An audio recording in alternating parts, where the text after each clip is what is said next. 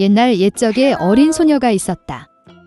부자 아버지가 사악한 계모와 결혼하자 그녀는 두 딸과 함께 집에 정착했습니다. 그들의 얼굴은 아름답고 하얗지만 그들의 마음은 사악하고 잔인했습니다. 그리고 불쌍한 소녀에게 힘든 시간이 왔습니다. 아침부터 저녁 늦게까지 그들은 물을 나르고 스토브를 데우고 음식을 요리하고 설거지를 하고 빨래를 하는 등 더러운 일을 하도록 강요했습니다.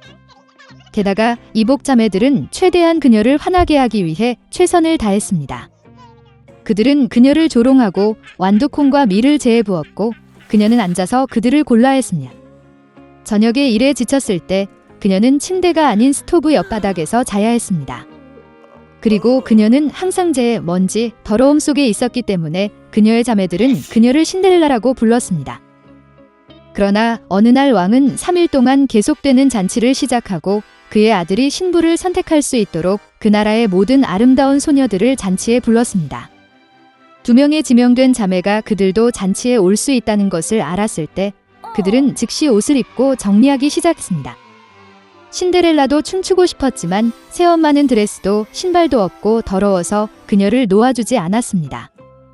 그리고 사악한 계모는 재에 밀 한 그릇을 부어 신데렐라가 2시간 안에 그것을 모으면 언니들과 함께 갈 수 있다고 말했습니다. 신데렐라는 정원으로 나가서 울었다. 그리고 나서 2마리의 흰 비둘기가 날아와 다른 새 무리가 뒤를 이었습니다. 그들은 재를 휩쓸고 쪼개기 시작했고 그래서 그들은 그릇에 있는 모든 곡물을 선택했습니다. 1시간도 채 안 되어 일을 마치고 모두가 돌아왔습니다. 신데렐라는 계모에게 그릇을 가져와서 잔치에 갈 수 있다고 생각하면서 기뻐하기 시작했습니다. 그러나 그녀의 계모는 어쨌든 그녀를 들여보내지 않을 것입니다. 그녀는 신데렐라에게 등을 돌리고 딸과 함께 공을 향해 달려갔다. 집에 아무도 없을 때 신데렐라는 바닥에 앉아 슬픔에 잠겼다. 그리고 나서 2마리의 흰 비둘기가 날아와서 다른 새 무리가 날아와 드레스와 신발을 벗었습니다. 그녀는 빨리 드레스를 입고 신부에게 왔습니다. 그들은 그녀의 이복 누이와 계모를 보았고 그것이 이상한 공주일 것이라고 생각했습니다. 그녀는 황금빛 드레스를 입고 너무 아름다웠습니다. 그들이 신데렐라라는 사실은 결코 생각하지 못했습니다. 왕자는 그녀를 만나러 나와 그녀의 손을 잡고 춤을 추기 시작했습니다. 그리고 그는 신데렐라를 너무 좋아해서 다른 여자와 춤추고 싶지 않았습니다. 그녀는 저녁까지 춤을 추고 집으로 돌아가려고 했지만 왕자는 그녀를 배웅해달라고 요청했습니다. 그는 이것이 누구의 아름다운 소녀이고 그녀가 사는 곳을 알고 싶었습니다. 그러나 신데렐라는 그에게서 도망쳐 비둘기장 위로 올라갔습니다. 왕자는 비둘기장을 파괴하라고 명령했지만 그 안에 아무도 없었습니다. 그리고 가까운 곳에서 그는 그의 아름다운 낯선 사람을 찾을 수 없었습니다. 아무도 신데렐라가 그녀를 집으로 데려간 비둘기에 의해 구출되었다는 것을 짐작할 수 없었습니다. 왕자는 화가 나서 고개를 숙이고 궁전으로 갔다. 그리고 갑자기 그는 신발을 보고 그것을 들어 올렸습니다. 그것은 너무 작고 우아하고 순금으로 가득 차 있었습니다. 왕자는 신데렐라가 도망쳤을 때 왼발의 신발이 계단 중 하나에 남아있다고 생각했습니다.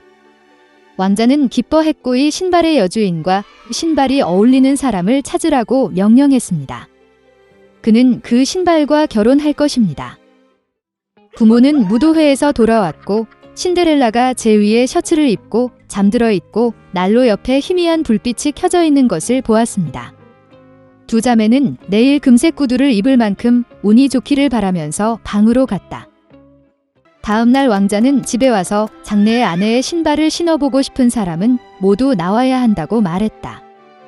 2 자매가 나왔고 계모는 신데렐라를 집에 가두고 그녀를 내보내지 않았습니다. 언니는 작은 신발을 입었습니다. 여동생이 입어보았습니다. 신발이 좋습니다. 왕자는 곧 떠날 뻔했지만 신데렐라는 창밖으로 나와 그에게 달려갔다. 그리고 그녀는 신발을 신었고 그것은 그녀에게 딱 맞았습니다. 왕자는 그녀의 눈을 들여다보았고 그가 춤을 추는 아주 아름다운 소녀를 그녀에게서 알아차렸습니다. 그는 신데렐라를 데리고 그녀를 말에 태우고 그녀와 결혼식을 하기 위해 탔습니다.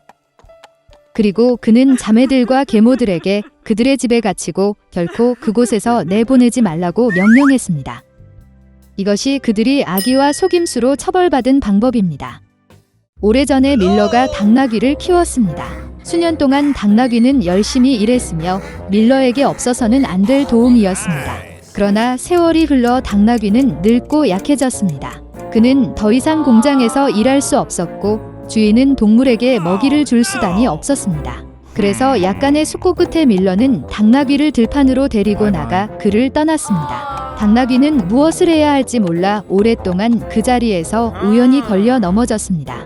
갑자기 그는 영광스러운 도시 브레멘으로 가서 거리 음악가가 되어 기타를 연주하며 생계를 꾸리기로 결심했습니다. 도시로 가는 길은 당나귀를 숲으로 데려갔습니다. 오랫동안 그는 풀밭에 누워있는 슬픈 개를 만날 때까지 나무 사이를 나섰다. 그녀는 먼 길을 뛰었고 이제는 길에서 지쳤습니다. 당나귀는 개를 맞이하고 슬퍼하는 이유를 물었습니다. 그런 다음 개는 그가 한때 훌륭한 사냥꾼이었고 한 마리의 먹이도 도망칠 수 없다고 말했습니다. 그러나 이제 그는 늙어서 더 이상 개임을 쫓을 수 없습니다.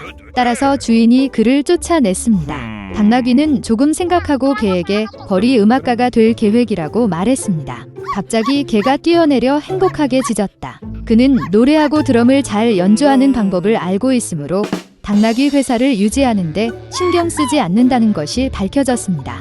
그것에 대해 결정했습니다. 이제 당나귀는 브레멘에 홀로 가지 않았습니다. 그들은 함께 숲을 걸었고 각자 자신의 방식으로 노래를 불렀습니다. 그리고 그들은 길에서 고양이를 만났습니다. 그는 너무 슬퍼서 새로 만든 친구가 지나갈 수 없었습니다.